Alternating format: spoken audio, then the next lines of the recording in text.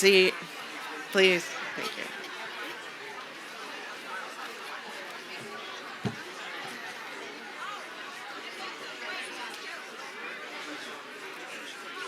I think I need to.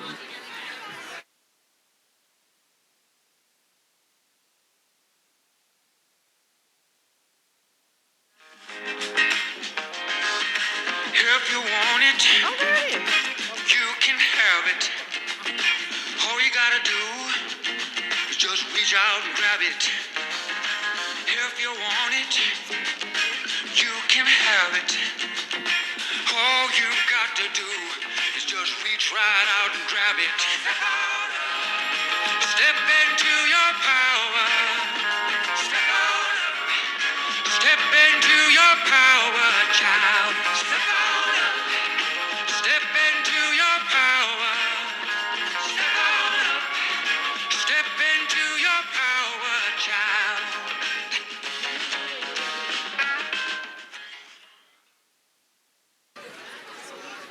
Thank you, Barbara Phillips, for a little music to get you in the mood. Step into your power.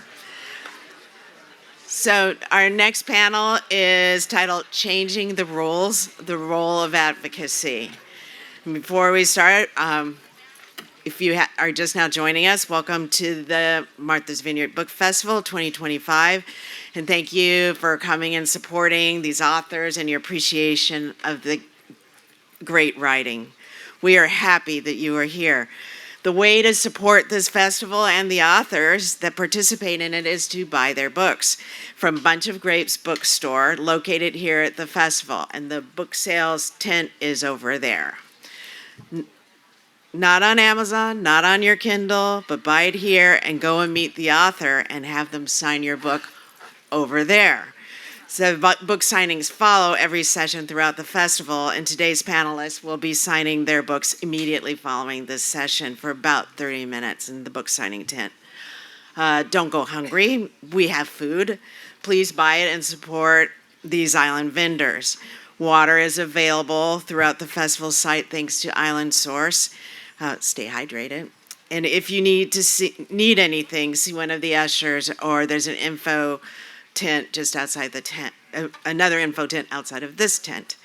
The panelists will take questions from the audience at the end of the discussion, but when asking a question, please line up at one of the microphones in the aisle. There's be one here and over there, and ask a question. Do not make long statements and let others have a chance to speak, and let the author speak. And once again, I ask you to please turn off your phones. So now for introductions, our panel is with Jaz Brisack, Rebecca Grant, Ayana Elizabeth Johnson, and Wally Lamb, and moderated by Barbara Phillips. This will be a conversation about imagining and then creating a world we want to live in. We're talking about reproductive justice, a healthy, safe, restored, and resplendent life on Earth, challenging economic injustice and danger to democracy, and systemic criminal injustice.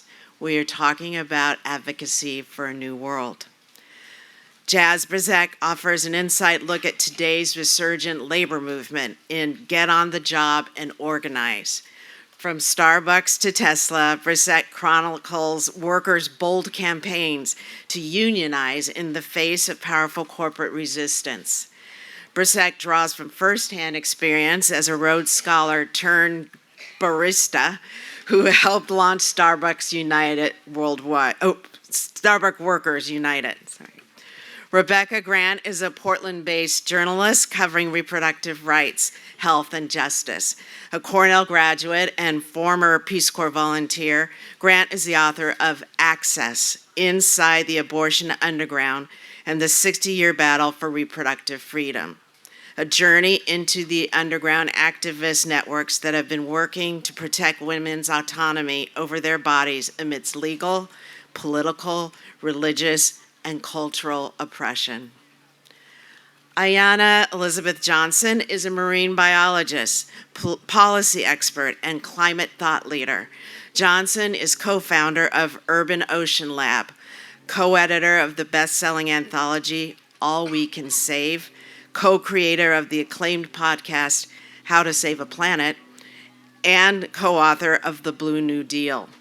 Her latest book, What If We Get It Right? Visions of Climate Futures, is a hopeful exploration of what's possible when we meet the climate crisis with creativity, justice, and collective action. And finally, Wally Lamb is the author of 6 New York Times bestselling novels, including I Know This Much Is True, She's Come Undone, and his latest novel, The River is Waiting, which follows a young father grappling with unbearable tragedy as he searches for hope, redemption, and the possibility of forgiveness.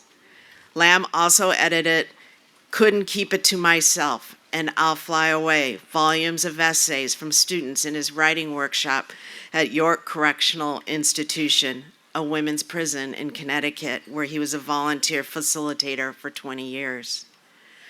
Our moderator, Barbara Phillips, is a social justice feminist and adjunct professor at the University of Mississippi Law School, where she teaches the role of lawyers in our democracy. A former litigator, community organizer, and Ford Foundation program officer, she writes on democracy, civil rights, and political participation, and she serves on the Martha's Vineyard Book Festival Advisory Board. So thank you all. Thank you, Robin. All right, I'm going to take a few minutes to what I call setting the table. Some of you may know about Grace Lee Boggs, an activist in Detroit, a Chinese American who was born here in 1915. And in 2012, which was more than a few years ago, she said, "What I learned as I grew older was that how we change the world and how we think about changing the world has to change. The time has come for us to reimagine everything. It's up to us to reimagine the alternatives." So we have a panel with us today. Each of the authors will have separate conversations about their books on Sunday. And what you all have in common is that your books engage the public to understand what's wrong with business as usual. And more than that, each of your books advocates for a new world. And everyone may not think of Wally Lamb's novel as doing that, but that's how I read it. So we're going to talk about this imagining a new world and how we get there. Now, these books are fabulous. When I read Ayana's book, I wondered, is she like this in real person?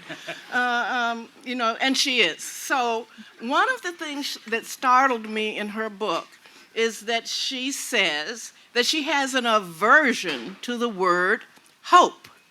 And when you read her book, you think, how can this effervescent, energetic, creative woman not have this aversion to hope? And one of the things we're going to do today is have a conversation first among the panelists. And we're going to leave plenty of time for them to engage in conversation with you. And you can help us with that if when you come to the mic, you actually ask them a question. Now, if you would like to give a little bit of background to help them answer your question, that would be fine. But don't give us a long background and wind up to a question. Okay. So, yeah. So we're going to start with Ayana's aversion to hope. So Ayana, start us off with understanding how we can get out of bed these days without hope. And I want the rest of you panelists to share with us how you react to this idea of hers. Mm-hmm. It's a funny way of framing the question. I was just interviewed and asked this question, but in written form, so I had a little time to think about what an honest answer would be. And the answer was, to what gets me out of bed in the morning, banana pancakes or having to pee. And then the day proceeds from there. But I think, the more serious answer is that I'm not a quitter. And that's related to my perception of hope, because I actually don't need hope to do the work that I do. I know how I can contribute to climate solutions. I understand that we have the solutions we need. It's just a matter of how quickly and how justly we're going to implement them. If you remember nothing else I say, we have climate solutions. We truly do. And whether that's with transportation or buildings or our food system or protecting and restoring nature. So it's really just a question of how I can be useful as opposed to worrying about being hopeful. So the line I think that gets quoted the most from my book is, "Fuck hope, what's the strategy?" What are we going to do so we don't need hope?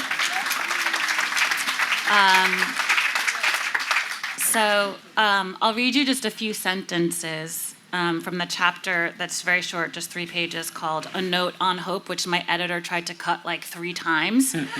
And I was like, I need it to be on the record that I'm not an optimist, so I slipped it back in at the P2. My concern is that hope is insufficient. So I encourage you to, in the words of Terry Tempest Williams, make vows to something deeper than hope. If not hope, then what? Truth, courage, and solutions.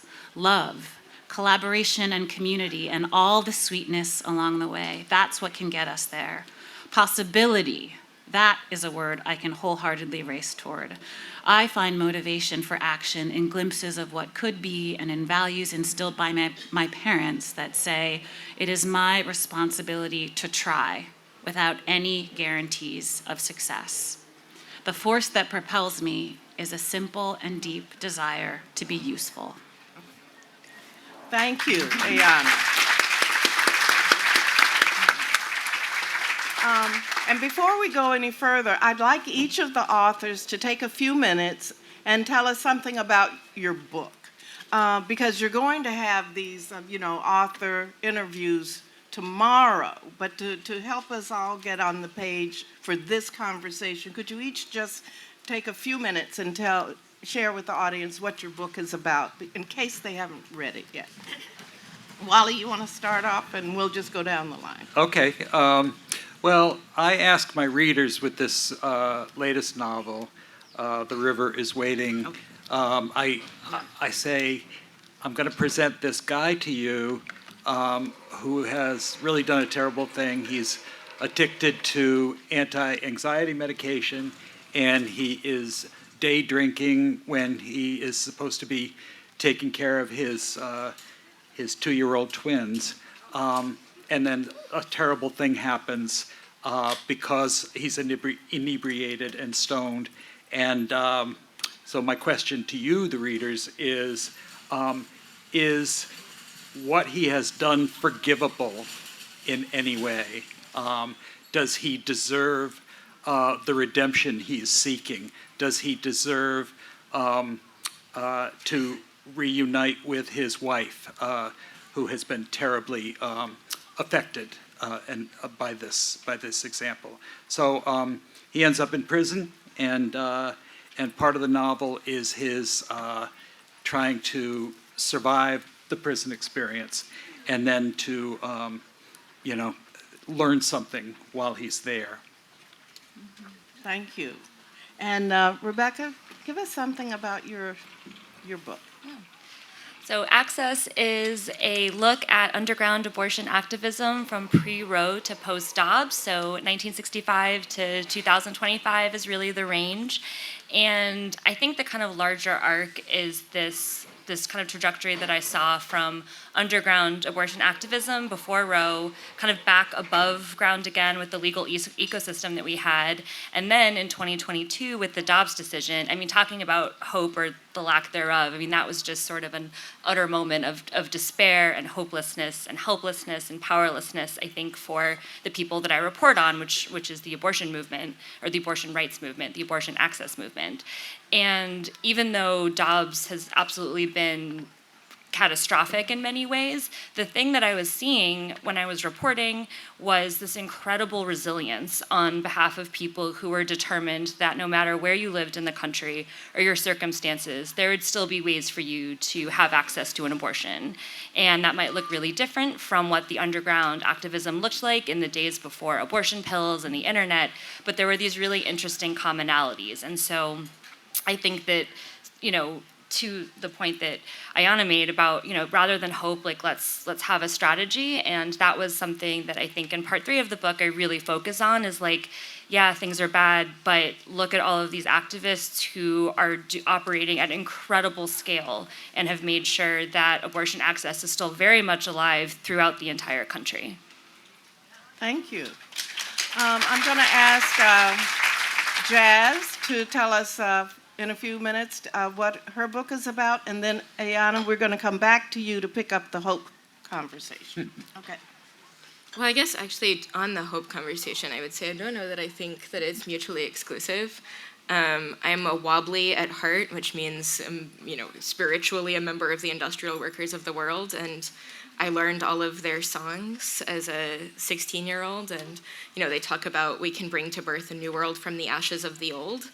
And I think that is a hopeful song, even as we acknowledge that, the system is so broken that we have to, it's burning already, but, we can't save it. We have to start with something new.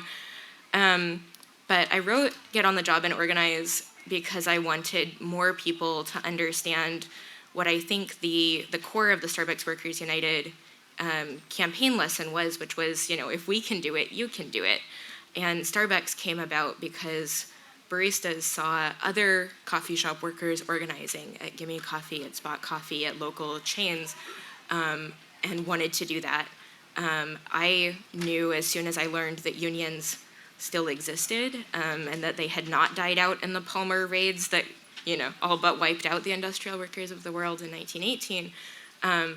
And I met Richard Bensinger, who's here, when I was 18 at the University of Mississippi, and we started working on the Nissan campaign, and that was, an eye-opening experience for me in terms of learning about how labor, united all of these other issues that I cared about, and gave people the self-determination and the ability to actually advocate for themselves. And so, I think it's...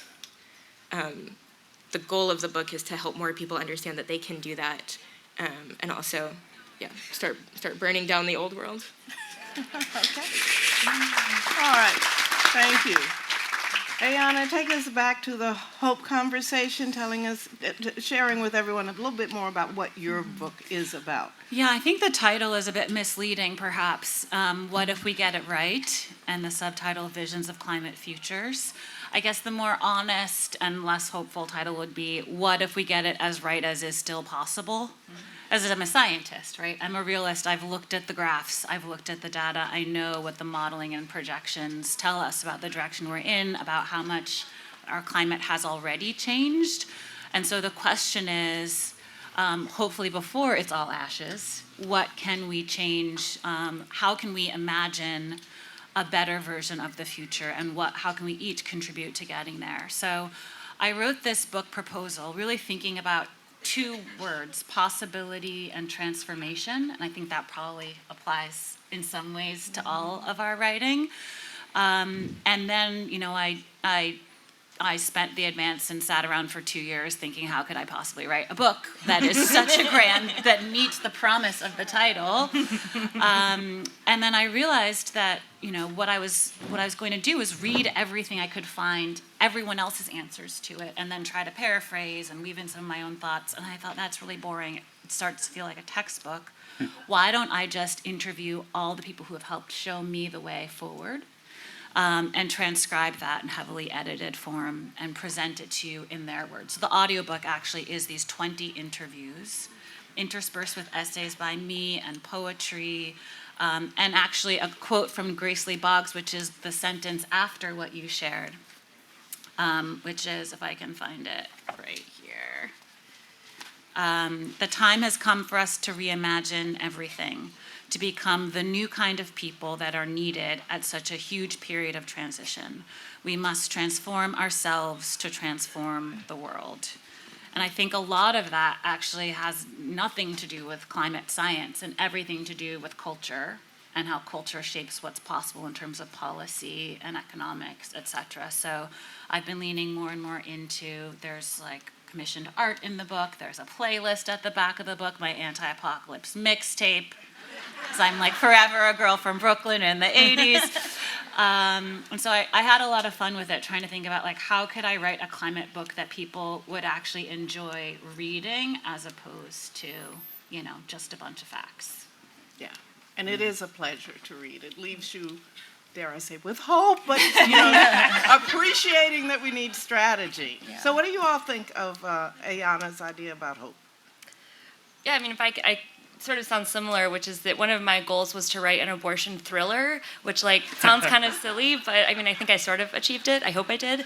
But because I think that, you know, especially with topics that can feel really depressing and draining and heavy and all of those things, but there is so much joy that can be found, and that joy is possible, and the creativity and the innovation of people who are figuring out new ways of approaching things, and they're being resourceful and they're adapting, and as things change, they're, you know, changing along with it. And I think that there's a lot of excitement in that, and so, you know, both in the way that like sort of, you know, the prose is like in the writing itself and also in the stories, to write it in a way that makes it feel good to read instead of bad to read, I think is similar between us.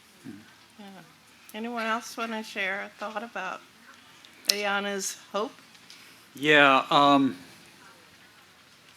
well, I'm going to get really personal really quickly here. I had two wonderful, exciting, intimidating runs with the Oprah Book Club. My first book was chosen, and then my second, and then the party ended, and and I was I had writer's block. I had a big contract to write a third novel, and I was too scared to do it. At the same time as that was happening, my mother had a number of strokes. My father had Parkinson's, and we sort of reversed roles. I was the parent to my parents, and also at the same time we had adopted a nephew of ours from his parents who were alcoholics and drug addicts, and so it was a tough time. I was very nervous about everything. I had a lot of imposter syndrome. I didn't think I could write another novel. And so I decided, well, hey, I will just get drunk instead. And so I went from being an enthusiastic drinker to a problem drinker.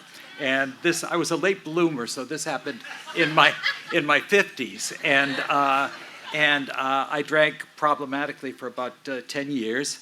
And one of the problems was with this adopted son of ours was that he is mentally ill, and then he became addicted. And so I was in a 12-step program, and one day I said, I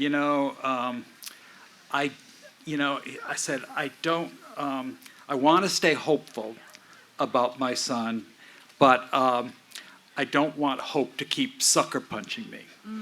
And a wise elder alcoholic said to me after the meeting, he said, Wally, hope is never going to sucker punch you. Expectations will. And all of a sudden that seemed so meaningful to me. And it let me go. Instead of, taking on strategies, putting aside hope and taking on strategies, I decided to let go of such strategies as, bringing him to therapy, have him go to a residential treatment center, and all this stuff that my wife and I had done, up until he was 15, 16. I just have to let that go. I can't fix him. So that's when I became sober. And so, so for me, hope won't hurt you, expectations will. And I realize we're talking about two different things, but that's that, you know, for almost 15 years now, that has allowed me to drink seltzer at every occasion.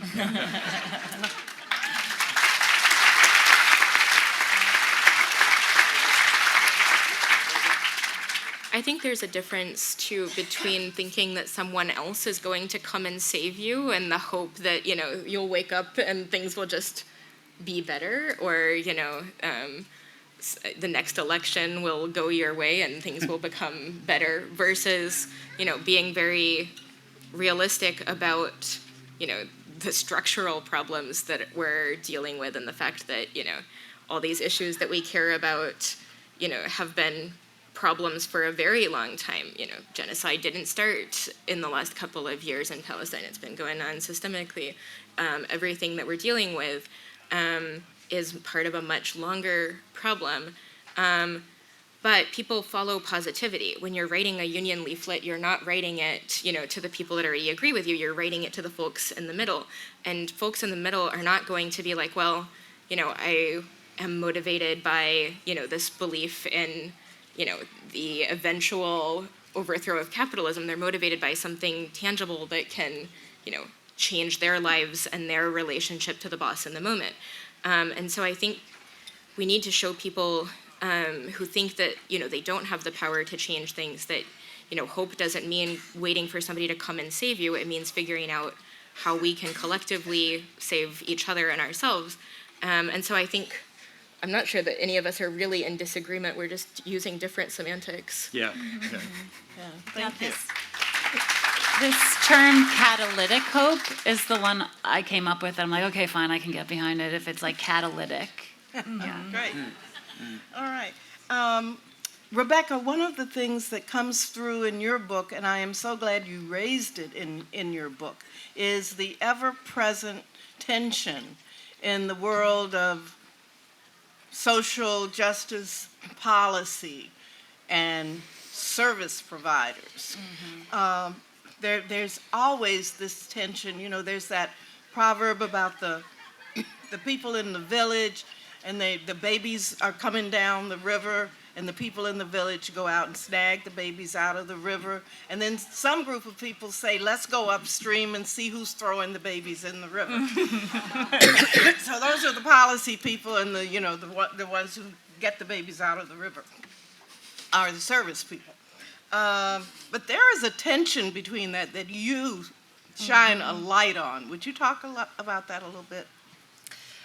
For decades, I mean, certainly my whole lifetime, the kind of mainstream reproductive rights movement, it was a rights movement. It was focused on politics, it was focused on the courts, it was advocacy and lobbying, and it was really, in a sense, maintaining the status quo. And that makes sense for a lot of reasons. There was a lot of anti-abortion, terrifying extremism, particularly in the 80s and 90s, that I think led to this kind of conservatism, you know, lowercase c, but like this caution or this sense of fear that if people in the movement asked for too much, if they were too extreme, and by too much I mean like low-income women should have access to abortion care at an affordable price. I mean, this is like the sort of extremity that people were operating with. And I think that one of the things that Dobbs did was it for a large section of people who had been working kind of in this movement, is it basically was like, well, the system is broken, like Jaz was saying, and so we're just not going to play by the rules anymore. Like, the rules have done nothing for us. We played by the rules, and this is what happened. And so now, like, you know, we're going to break the laws, basically, and we're going to build the system that we think should exist. And that means, I mean, there's a couple different examples of this in the book, but in some cases it means we're going to distribute abortion pills for free to anyone who asks for them. And that's a really kind of radical vision, but it really only came about in some ways, or at least in the time that it did, because of Dobbs, because it meant that people were just like, we can't, you know, the status quo hasn't been working. But also, that makes a lot of people really uncomfortable. People who have been playing by the rules or who believe that politics in the courts is kind of that's the generational battle. And I think ultimately both things are true. I think that you need people who are paying attention to those like establishment, government, kind of those pathways, like they matter, right? I mean, that's a really, really, really long battle, but it's important that people are doing it. But then there's also this idea that you can't wait for that because people need access to care like right now, today, immediately. And I think ultimately any movement, I mean, I actually talked with a union organizer once about this thing, like I think any movement kind of needs both. You need those radicals, you need those visionaries who are basically dragging everyone along with them, but you also need people who are practical and who really understand the kind of like, I don't know, almost like the respectability politics of it. Like you have to play the long game in that way too. And so those different factions don't always get along and they don't always agree, but I think that they're really both essential for any kind of sustainable long-term change. Jaz, what do you think about that? Because in addition to being an organizer at the Nissan plant in Mississippi, you were also a Pink House defender. The Pink House was our only abortion-providing clinic in Mississippi, and so you were in that struggle as well. What do you think about what Rebecca's saying? Yeah, no, I mean, I think in some ways, maybe one of the ways to reconcile the difference between providing and the policy side is, the battle over public opinion. And I think people didn't know what was happening at the Pink House. Even people in Mississippi who were not seeing that didn't know what was happening at the Pink House. And what was happening was, there would be dozens of protesters, often with bullhorns and ladders and giant printouts, their fetus porn posters, and they would be harassing patients and following people up and down the hill when people had to park and walk up, and we had to be human shields between these patients and people who were telling them they were going to hell, and accosting them and often outing them to their communities if people would recognize someone from their church or their community and then be like, oh, like we're gonna try to blackmail you in order to get you to not do this.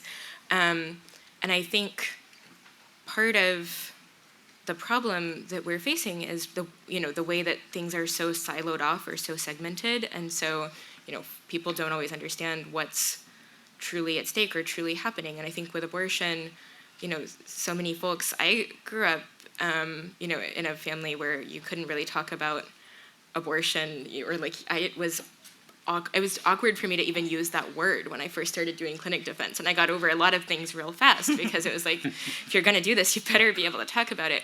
But I think, the Democratic Party as a whole has always had this, safe, legal, and rare kind of messaging. And we've often been our own worst enemies in terms of how we talk about things or how we present the issue. And I think, that battle of public opinion goes into so many other fights. Certainly, you can't win a union campaign if people don't know what's going on, because that's a huge piece of your power. And I think that's true for just about every other struggle. Yeah. I think this is a really interesting question and sort of false dichotomy in a way, right? Like the providers piece and the policy piece. And because when it comes to climate, I think about this a lot. There's some very recent polling that, so the majority of Americans are finally concerned that this is a problem that we're facing and have to deal with. But the majority of Americans also think that the solution is like recycling better at home.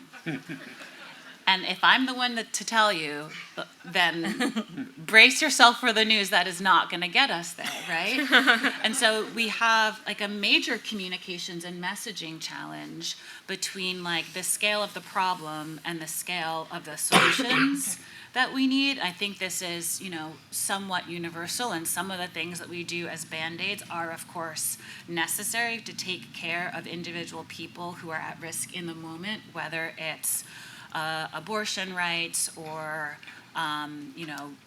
getting or wage theft or dealing with sea level rise and storms. All of these things have immediate impacts. They all have like major policy solutions. And so this ecosystem of organizations and individuals working on solutions is so important. And like, I definitely, like, I cringe to say it, but like, there's the respectability politics of it. Like, that's me. Like, I am the black girl from the hood in Brooklyn who went to Harvard and like wrote the book that's like the serious but delightful climate book. And I can say things, the same exact things a Greenpeace activist would say or Greta Thunberg would say, but I say it like wearing a different outfit or with different words or in a different room that I have access to and can like get more traction. And that's ridiculous, but that's the game that we have to play if we want to win. Someone has to be in all of these different parts of the ecosystem. And so that's something I think about a lot. And what I think there isn't enough of in all of these movements is collaboration behind the scenes. That understanding that we're all aligned in the greater mission, and that we each have this, I think a lot about like ecological niches, right? Like who's the starfish and who's the otter and who's the kelp, and like how are we all keeping this thing afloat? Yeah, thank you for that. I'm going to ask one more question, and while I do, if you have questions, come up to the mics right now. That would be good. Just line up. We're going to get questions in. And let me say, while you all are lining up, come on, people. Ella Baker once helped the SNCC kids understand that sitting at the lunchroom counter was about more than a hamburger. Mm-hmm. And each of your books could be siloed into your issue, your climate issue, your abortion issue, your labor issue. But in what way are your books, including your novel, which takes us inside the humanity of our criminal injustice system, in what way are your books not siloed and are about more than a hamburger? I can kick us off. I mean, I think the reason that people are organizing unions, especially young folks, especially at companies like Starbucks or REI or Trader Joe's, but also at Amazon and a lot of other workplaces, isn't just, what Starbucks management told us was what we were able to negotiate about, wages, benefits, and working conditions, but about, a belief in democracy and a belief that the only way that we're going to be able to have any kind of future, whether it's a climate future, whether it's, a world where, you can be trans and not be facing incredible repression, whether it's, people wanting to take action around Palestine or around racial justice or anything else, comes down to economics and, a class fight that we're having against all of these interconnected forces of oppression. The forces that we're fighting don't see their causes as separate. They see, oh, I'm a military contractor and an oil baron and, an AI titan, and, it's all one company or some hedge funds or something. And so if the people that we're organizing against are all interconnected, and they are, why are we siloing our struggles when we actually all have to be, fighting against the very core of it in order to actually bring this down?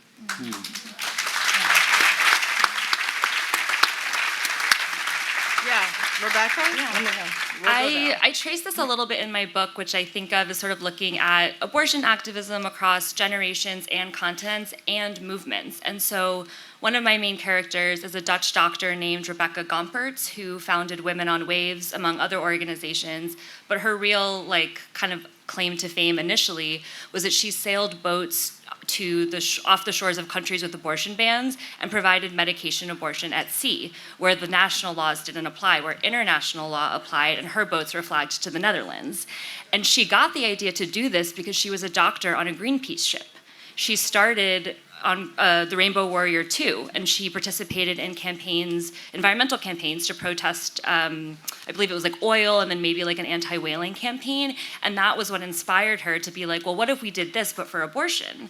And I also trace how the HIV and AIDS activist movement, when people were fighting for treatment, when they were trying, the government wasn't doing anything, and they were trying to figure out, like, okay, we have to organize, we have to figure out this treatment for ourselves. And they, buyers clubs, which some people might be familiar with, and there are people who were traveling to Mexico to sneak medication across the border, which is what sources are doing now with abortion pills.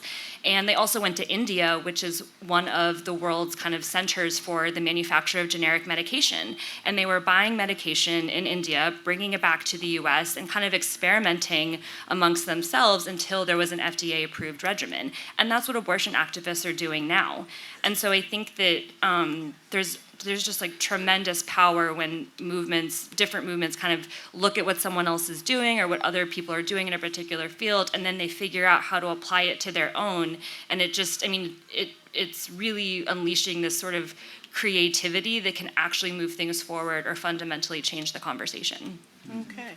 I'm going to have to, you want to? One quick one connecting in particular labor and climate. There was an example a few years ago, UPS drivers in renegotiating their contract. Yes, they wanted a wage increase, but they also wanted air conditioning in their trucks. Because especially in the South, temperatures hit over 100 degrees, and they're driving around in these trucks with all the doors open and no air conditioning. And you're seeing the same organizing happen with agricultural workers that are in the sun, et cetera. So when we think about the rights of the people who are the foundation of our economy, a lot of those are right now connecting labor and climate. All right. Wally, I'm going to move to a question because I know we started late, but I also don't want to keep us here till 6 o'clock at night because there's a panel coming behind us. So you want to ask your question? Yes. I want to ask a question about what education can do to help with the messaging that we have solutions to the climate challenge and that we can unite to advocate for change. I feel like in schools, just getting schools to add solar panels to the roof and to the parking lot of every public school is not enough, and something that we still can't get done in many states across this country. Solar panels on every school would be great. We should still do that. I think the challenge with climate and education is it often gets siloed into science classes, whereas it is, as you describe, it's a communications problem. There's like a history and policy elements to it. There's tons of great literature around the ways that the Earth is changing and how people are adapting to it. There's lots of indigenous wisdom about how to deal with change that we can be incorporating. Because economics is a huge part of how we got into this mess and how we can get out of it. So I guess I would encourage educators to think of how, whatever curriculum, whatever topic they're teaching, there is a way it can be included. Physics, certainly, chemistry, biology, etc. All the world is changing in every way because our climate is changing. And so I think there's that piece of it. And then you mentioned specifically solutions. The solutions span that gamut as well. I mean, there are people who are working on land back to indigenous tribes as part of that solution because 80% of the biodiversity is in the small amount of land that's still stewarded by indigenous peoples. Mm-hmm. Or thinking about how are we supporting, new businesses and the economics of this whole thing. So I feel like, whether it's transportation or green buildings or the way we grow our food, or the way we produce our electricity, there are literally hundreds, if not thousands, of climate solutions. And I think that's really exciting for young people to know about. So then the question is, which one is the most exciting for you? And the framework that I use is just this simple Venn diagram with 3 circles. And one is, what are you good at? So what are your skills, your resources, your networks? What can you bring to the table? What work needs doing? So pick your favorite climate and justice solution. And then what brings you joy? So what gets you out of bed in the morning? What are your sources of satisfaction and delight? And then each person will have a different answer at the center of that. And that's great, because it needs to be much more bespoke than just the generic list of like vote, protest, donate, spread the word, lower your individual carbon footprint. We need to think about how we can be contributing to these larger changes. Let's go to another question. Yes. All right. Is this on? Yeah. Ayana. I see your T-shirt and I'm intimidated. I know. I didn't know this was going to be the topic of conversation today. It says hope strikes back. And it does. So I thought that was interesting. I had to get up here just for that. But I wanted to ask you a question. First, let you know I'm part of the Peacedale Congregational Church in Rhode Island.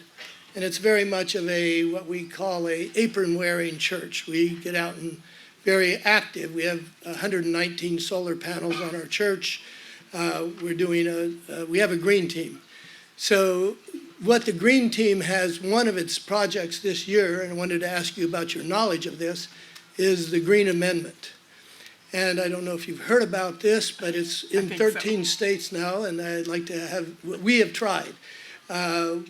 Our church and our green team has worked with the senators and with the legislature in Rhode Island.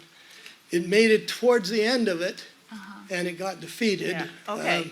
Ayana? So I'm not sure what the Green Amendment is. 13 states have now passed it, and it puts a Green Amendment in the state constitution that means all people within that state have a right to clean air, clean water, and clean living, and so therefore it makes it a legal basis for the environment. Yeah, I think I have heard of this. It didn't stick, the term. Thank you.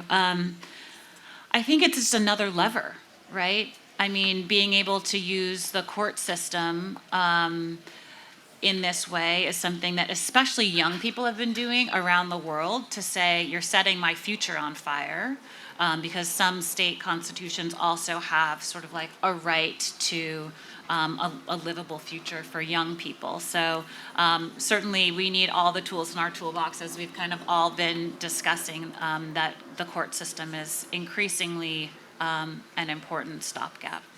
Okay, next question. Thank you. This has just been incredibly, a lot of resonance for me. So my grandfather was a wobbly. I didn't know what that was, and then recently discovered, because of the literature they were circulating, that's why the man without a high school diploma knew about Thucydides. So thank you for that. And I was an escort in college in Rhode Island, and saw the baby porn and had pictures taken of And so my your face. question is? Thank you. I would like to know where your touch points are for the people who are really out there in the public eye, and one of them is my Congressman, Jamie Raskin, who will be here next week. Oh. So I helped elect him, but I can't claim. So who are your high-profile, visible people in actual positions of power? Yes, we have public power, but where do you see leadership coming? There's so much frustration. Thank you. Well, the wobbly answer to this is we are all leaders, which is what they said as they faced vigilante groups. And I think in a lot of ways, I still am a strong believer in Eugene Debs had a line about, if I can lead you out of this capitalist wilderness, somebody else will lead you back in. So we've all got to figure out how to get out ourselves. I do think on union campaigns, it's been incredibly helpful to have public support from a whole range of people. And probably one of the most meaningful folks that I've gotten to know as a result of this was Reverend Barber. And like having Reverend Barber go to Memphis right when the 7 organizing committee members who became the Memphis 7 were fired, both had a public pressure impact on Starbucks, and was, I think, very meaningful to a lot of folks. But yeah, again, I think folks who really know how to center the collective and not the individual are the key. All right, question over here. Okay, thank you. Thank you, Ayana, for being such an inspiration to us worker bees in all the towns around New England. I'd like to go back to your Venn diagram because I'm a fan of it. I love it. And I'd like you to comment on the intersection of the three circles and your comments in your TED Talk about that's where we should be spending all of our available time for the rest of our lives. I'll be brief about this, and there are copies of this with or without purchase of the book in the book tent, so pick one up if you need a little worksheet.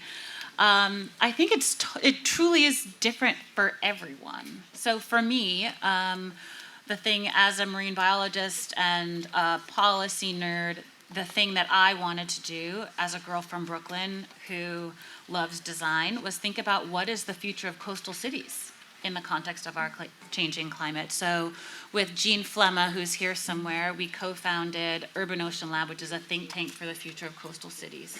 So not everyone should do what I did, right? That's my thing, but I think whether it's advocating for bike lanes or composting in your community or goodness, we need to use more geothermal energy, etc. Everyone can pick one solution and just go at it with whatever skills and resources they can bring to bear. Is there, no? All right, I think we have to wrap it up now because we're getting us back on schedule. And remember, everyone, each of these authors will be in a tent tomorrow having the individual author interviews. So please, if you are hungry for more conversation with them, please come back tomorrow and join them. Oh, please. Many thanks to our panelists and to the moderator. Once again, the books are available for purchase